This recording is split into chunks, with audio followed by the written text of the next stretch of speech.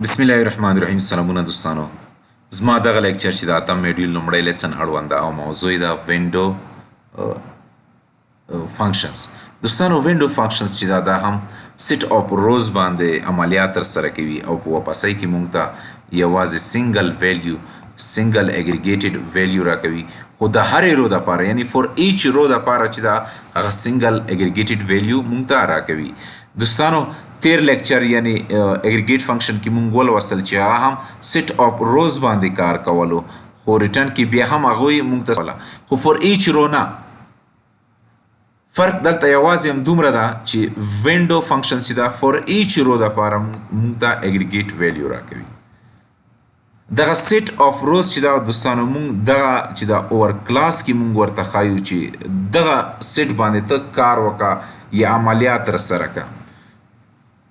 دوستانو د وینډو فنکشنز چې ډېر ډولونه دي، هغوی له جملې څخه دلته زموږ سره چې دا اګریګیټ وینډو فنکشنز ده، دا همغه اګریګیټ فنکشنونه دي کوم چې موږ په تیر لیکچر کې ولوستل.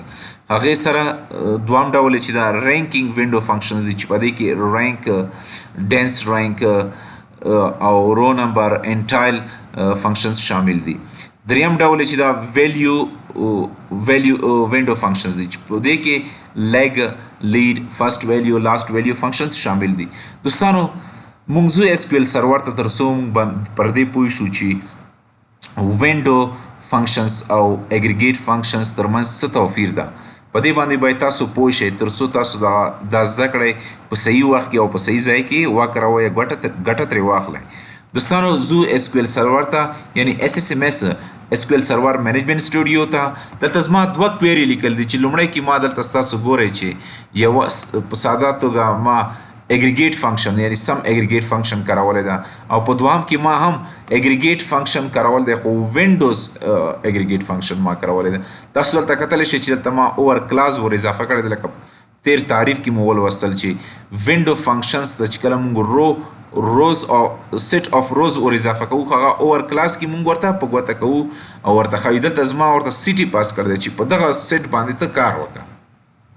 دوستانو نتیجې کې ګورو چې اګریګیټ فنکشن چې دا د هر سیمې دپاره مونږ ته یوازې یو ویلیو راکړې ده، اګریګیټ ویلیو یې راکړې ده یا سنګل ویلیو یې راکړې ده. ګردیز دپاره هم مونږ ته اګریګیټ ویلیو یعنی سنګل ویلیو راکړې ده، داسې کابل دپاره هم مونږ ته اګریګیټ ویلیو راکړې ده، همدا ډول خوست دپاره هم مونږ ته اګریګیټ ویلیو راکړې ده.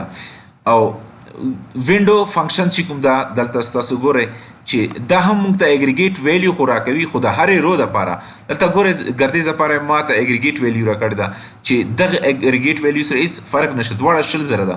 کابل دپاره هم مونږ ته اګریګیټ ویلیو راکړې ده چې دغه اګریګیټ ویلیو سره هېڅ توپیر نشته ده. همدا ډول خوست دپاره هم مونږ ته اګریګیټ ویلیو راکړې ده چې دغه اګریګیټ ویلیو سره هېڅ توپیر نشته ده. خو دلته تاسو ګورئ چې دلته کابل 4 ځله تکرار شوی ده، یعنی د هر رو دپاره ما ته اګریګیټ ویلیو راکړې ده چې تاسو کتلی شئ دلته کابل 4 ځله، خو اګریګیټ ویلیو یې یو ده، رو هر رو شامله کړې ده خو اګریګیټ ویلیو یې یو ده.